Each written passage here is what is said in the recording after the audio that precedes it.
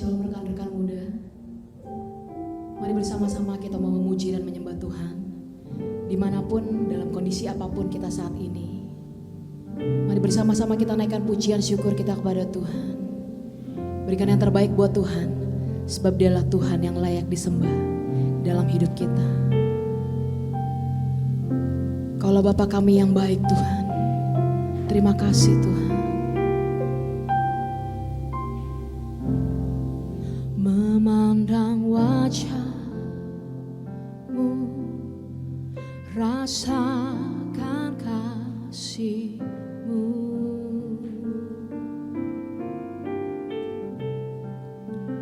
Tinggal dekat-Mu setiap saat di dalam hidupku.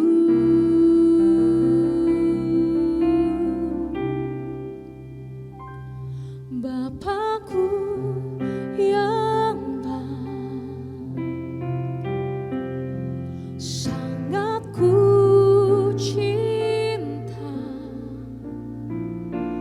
Kasih-Mu padaku semakin nyata ku rasakan.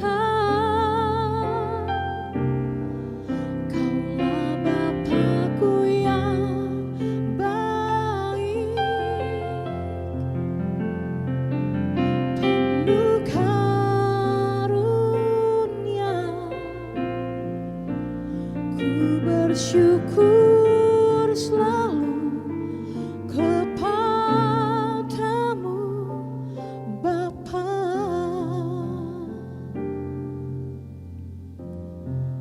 Memandang wajah-Mu, rasakan kasih-Mu.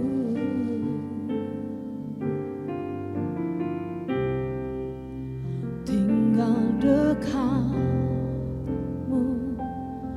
setiap saat di dalam hidupku.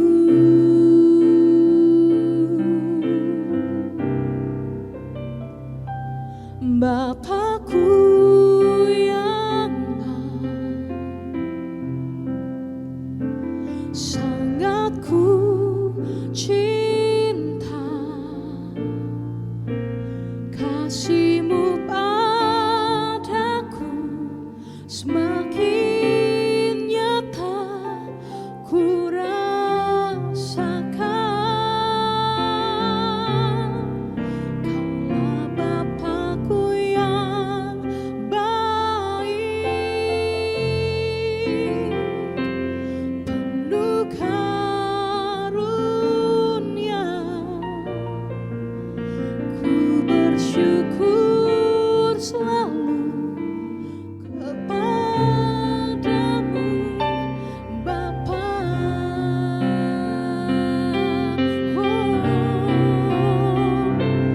Bapakku yang baik, sangat ku cinta. Kasih-Mu padaku semakin nyata ku rasakan.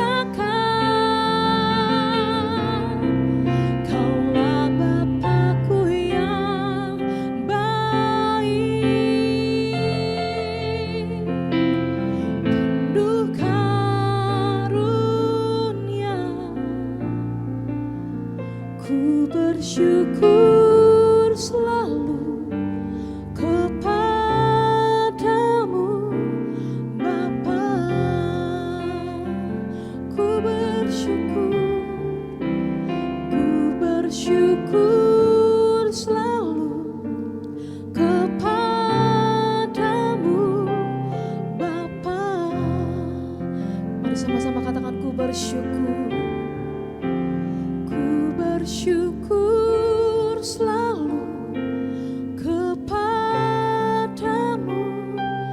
Bapa. Oh.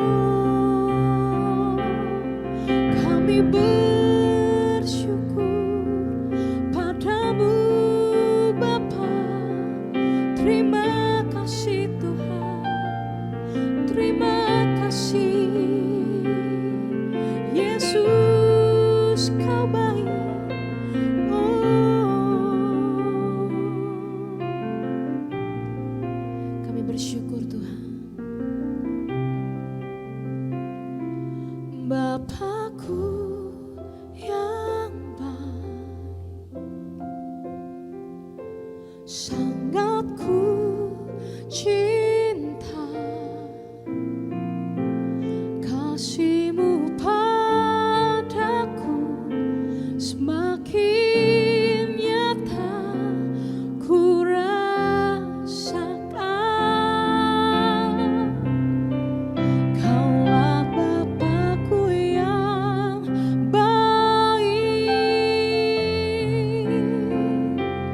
penuh karunia. Ku bersyukur selalu kepadamu, Bapa.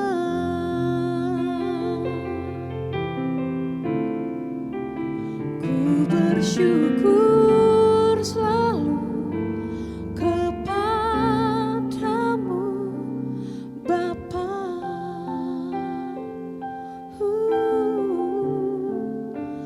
Ku bersyukur selalu kepadamu, Bapa.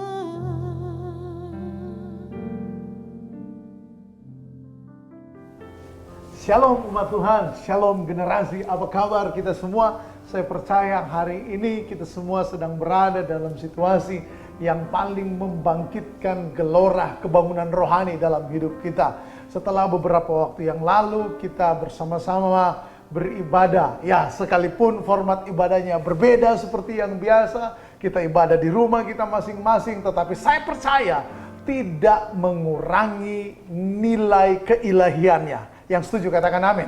Yang tidak setuju katakan setuju. Haleluya, luar biasa. Nah, saudara, di hari ini, khusus untuk hari ini, saya akan menyampaikan sebuah renungan firman Tuhan yang diberi judul Ada Kuasa Dalam Kebangkitan Tuhan Yesus. Amin, amin, amin. Nah, tetapi saudara-saudara, sebelum lebih jauh, mari kita baca tuntunan firman Tuhan dalam renungan kita pada hari ini. Saya ambil dari Roma pasal 8 ayat yang ke-10 dan 11. Perikop dari bagian firman Tuhan ini adalah hidup oleh roh. Nah, langsung kita baca ayat yang ke-10. Tetapi jika Kristus ada di dalam kamu, maka tubuh memang mati karena dosa. Ingat, setelah kita lahir baru, dosa hilang kuasanya. Tetapi etintas dosa itu ada dalam tubuh daging kita ini. Dan kita tidak mau bahas itu. Ya, memang beberapa di antara kita, bukan beberapa di antara kita masih mengalami cobaan-cobaan untuk mengikuti keinginan daging. Tetapi sebenarnya firman Tuhan bilang, karena Kristus ada di dalam kita, kekuatan dosa itu sudah mati. Amin. Kita tidak mau bahas itu lama-lama. Kita mau bahas kebangkitan Tuhan. Amin. Haleluya. Lalu kemudian dibilang begini, tetapi roh adalah kehidupan oleh karena kebenaran. Tubuh memang mati karena dosa, tetapi roh adalah kehidupan oleh karena kebenaran. Nah, ayat yang ke-11 ini ayat kesukaan saya. Ayat yang dari sejak saya bertobat telah begitu mempesona saya. Tentu saja semua ayat dalam Alkitab itu luar biasa. Nah, ayat yang ke-11 perhatikan baik saudara. Dan jika roh dia, bukan dia, Tuhan. Dan jika roh dia yang telah membangkitkan Yesus dari antara orang mati, diam di dalam kamu, atau dalam teks yang lain, yang berbahasa Inggris biar kesannya keren gitu ya, iya kan, dwell in you, iya kan, tinggal di dalam kamu, maka ia yang telah membangkitkan Kristus Yesus dari antara orang mati akan menghidupkan juga tubuhmu yang fana itu oleh rohnya yang diam di dalam kamu. Jadi sebelum kita lebih jauh, ayat ini mau beritahu kepada kita bahwa memang, bahwa benar Alkitab juga memberi penegasan bahwa tubuh kita ini, tubuh daging kita ini mati karena dosa. Ada begitu banyak keinginan daging yang seringkali mencobai kita, yang sekali-kali suka mengajak kita untuk berbuat dosa. Tetapi ayat yang ke-10 memberi penegasan bahwa begini, Roh Allah yang ada di dalam kita memampukan kita, atau ayat ini menggunakan kata yang keren banget, menghidupkan kita. Bilang sama-sama dulu, menghidupkan, ya kan? Bukan mematikan, menghidupkan kita untuk melakukan kebenaran. Berarti begini Bapak Ibu, oleh karena kuasa kebangkitan Kristus, hari ini kita dapat berkata bahwa begini, sekalipun saya masih bisa dicobai untuk berbuat dosa, tetapi saya dapat melakukan kebenaran karena Roh menghidupkan saya. Haleluya. Nah, untuk lebih jauh mari kita belajar mengenai ada apa sih di balik kebangkitan Kristus, sehingga kita gereja Tuhan dipanggil untuk memberitakannya dan dipanggil untuk bergerak bersama. Sehingga tujuan dari khotbah ini yaitu saya rindu setelah mendengar ini kita semua mengalami kebangkitan rohani. Semua ketakutan karena sekian lama bangsa ini dikurung oleh ketakutan pada pandemik penyakit. Hari ini kita mencoba bangkit. Status Facebook kita pun berubah. Bukan lagi berisi tentang kita ketakutan, kita tidak bisa bikin apa-apa, tetapi mulai berisi dengan pengharapan, mulai berisi dengan gereja melakukan sesuatu, gereja mulai memberkati lingkungan di sekitarnya. Amin. Sebelum kita bahas lebih jauh, ada apa sih di balik kuasa kebangkitan Kristus? Firman Tuhan berkata dalam kitab Roma pasal yang ke-5, dibilang begini, oleh kematiannya kita beroleh pengampunan, tetapi oleh kebangkitannya, oleh kehidupannya, oleh bangkitnya Yesus dari antara orang mati, kita dijamin keselamatan kita. Bapak Ibu, kalau Yesus tidak bangkit dari orang mati, maka apa bedanya dengan semua para nabi, bahkan para rasul? Kalau Yesus tidak bangkit dari antara orang mati, maka sia-sialah pengharapan kita, seperti yang tertulis dalam kitab Korintus. Nah, tetapi puji Tuhan, dia bangkit. Dan kuasa kebangkitan Tuhan itulah yang mau kita bagikan, yang mau kita alirkan dari hidup kita kepada hidup orang-orang yang ada di sekitar kita. Saudara siap? Amin. Nah, pertanyaannya kan adalah begini.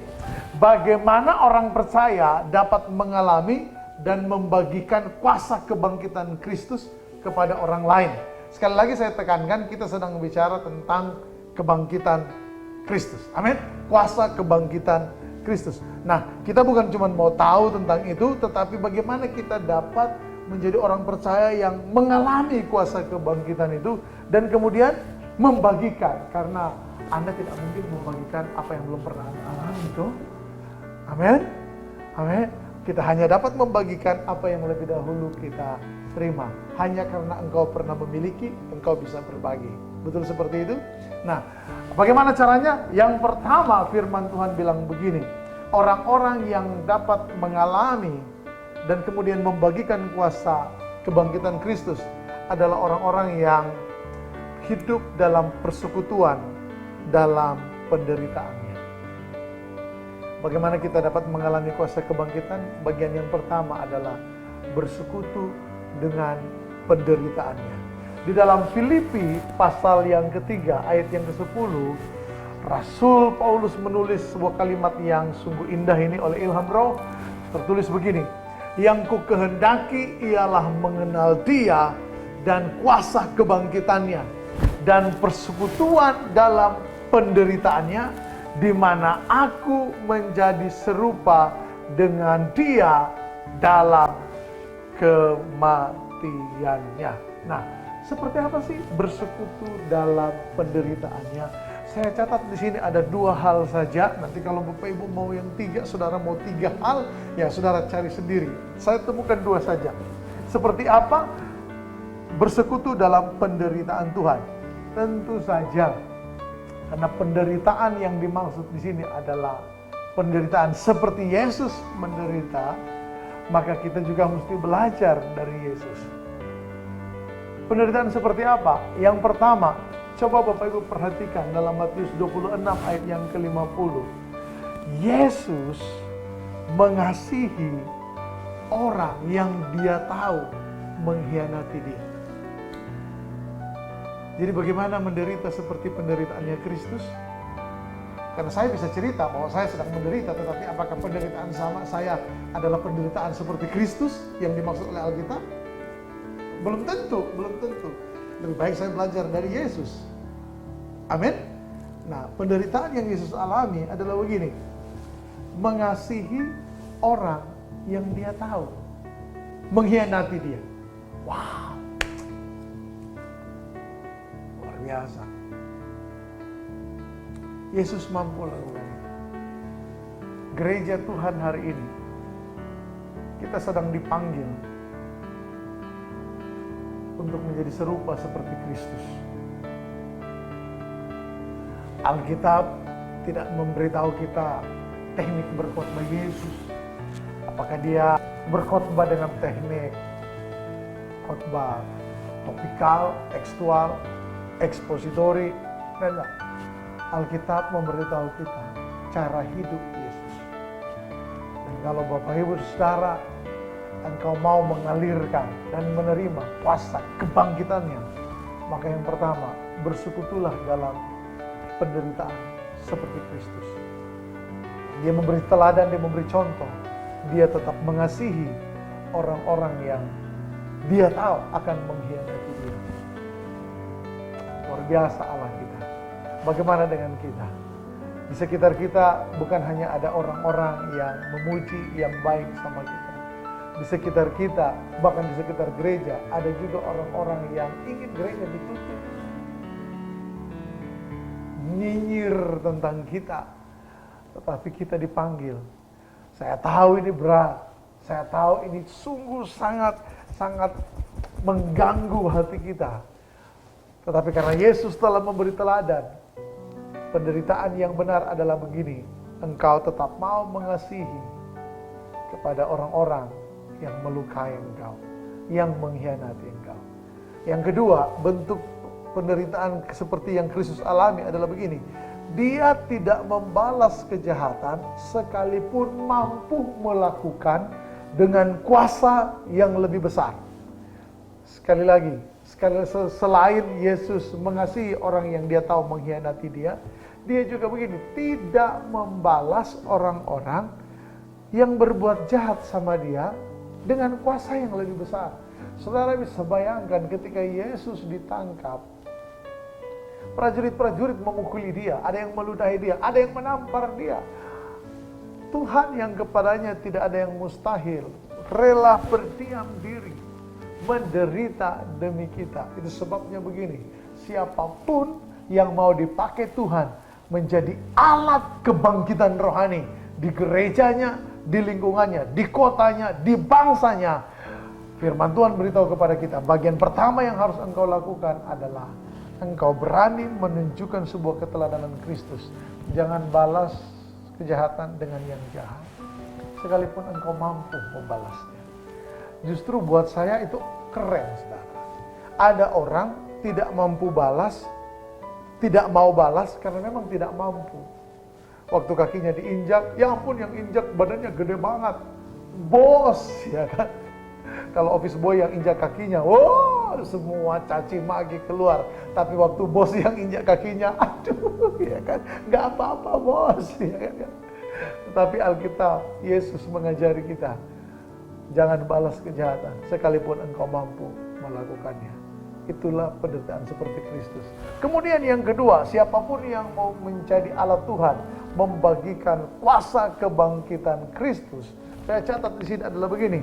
Yang pertama, bersekutu dalam penderitaannya. Yang kedua, menjadi serupa dengan kematiannya. Sekali lagi saudara-saudara, ini bukan tentang kematian kita, tetapi kematiannya. Menjadi serupa dengan kematiannya. Apa maksudnya?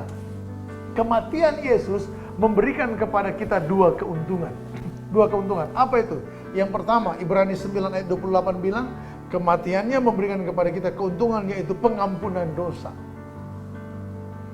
Melanjutkan apa yang sudah kita bahas di bagian pertama.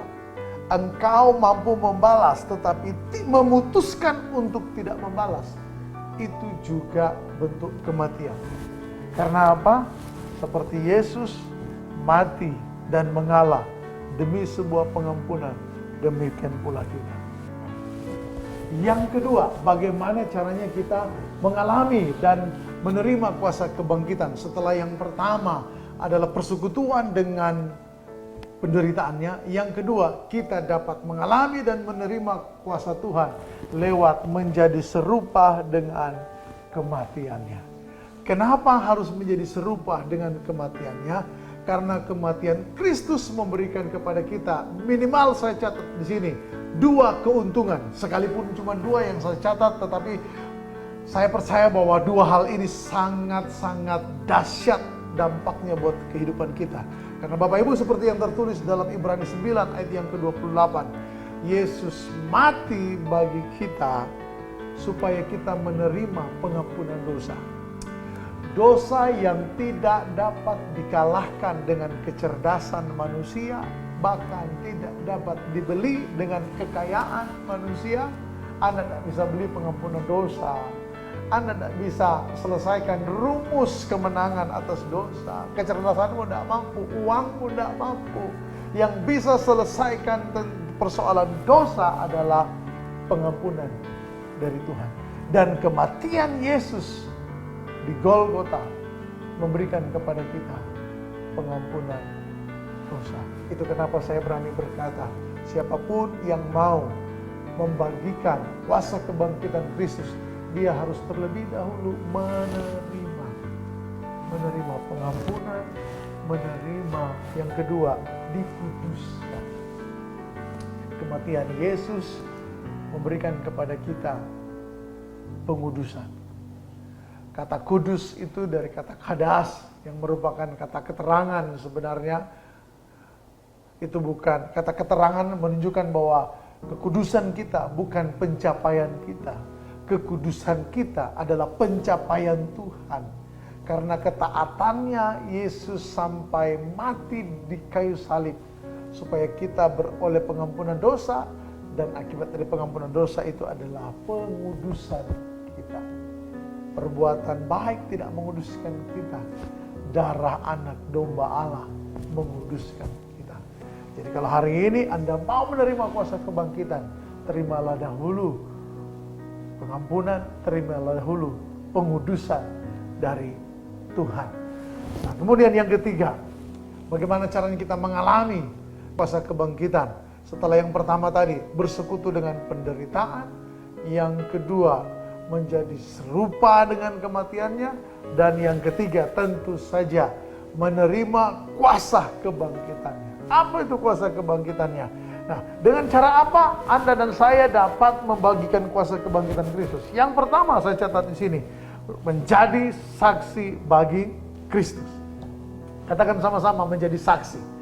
Kisah Para Rasul 1 ayat 8 berkata bahwa begini, kita akan menerima Roh Kudus. Dan akibat dari menerima Roh Kudus itu adalah kuasa yang turun dalam hidup kita dan menjadikan kita saksi Kristus. Jadi bagaimana orang percaya, Anda dan saya dapat menerima dan kemudian membagikan kuasa kebangkitannya? Bagi saya, hal yang pertama adalah jadilah saksi. Jadilah saksi. Karena setiap orang yang berjalan sebagai saksi Tuhan, siapapun yang diutus Tuhan, firman Tuhan bilang, disertai dengan roh yang tidak terbatas. Saat Anda mulai bersaksi, Anda akan melihat kuasa kebangkitannya menyertai Anda. Kita nggak berhenti hanya mendeklar roh yang sama yang membangkitkan Yesus Kristus ada di dalam diri saya. Lalu kemudian do it nothing, nggak bikin apa-apa. Anda nggak akan pernah lihat kuasa kebangkitan. Tetapi sebaliknya adalah begini, ketika Anda percaya bahwa roh yang sama yang membangkitkan Yesus dari antara orang mati ada di dalam saya, lalu Anda mulai bergerak, Anda mulai bersaksi, Anda mulai cerita tentang kebaikan Tuhan buat hidup Anda mulai cari rekan-rekan Anda yang kau tahu mereka sedang dalam masalah, engkau mulai berani mendoakan mereka, engkau mulai mengucapkan kata-kata berkat buat mereka. Saat itu Anda akan melihat kuasa Tuhan yang luar biasa. Katakan amin. Saat mana? Saat engkau dan saya bergerak menjadi saksi Tuhan. Dan saksi Tuhan bukan hanya berani menyampaikan renungan di media sosial, tentu saja. Saksi Tuhan itu nyata dalam kehidupan nyata. Haleluya. Amin. Sekali lagi, nyata dalam kehidupan nyata. Amin. Amin. Tidak berhenti pada status Facebooknya yang keren. Tidak berhenti pada IG-nya, Instagram-nya yang rohani. Tetapi hidupnya benar-benar membagikan kerohanian kepada orang-orang yang di sekitarnya. Kemudian yang kedua, bagaimana cara kita membagikan kuasa kebangkitan Kristus? Lewat menjadi teladan dalam komunitas. Sama seperti nasihat Rasul Paulus terhadap anak rohaninya Timotius dalam 1 Timotius 4 ayat yang ke-12, jadilah teladan. Sama-sama bilang, jadilah teladan. Saat engkau dan saya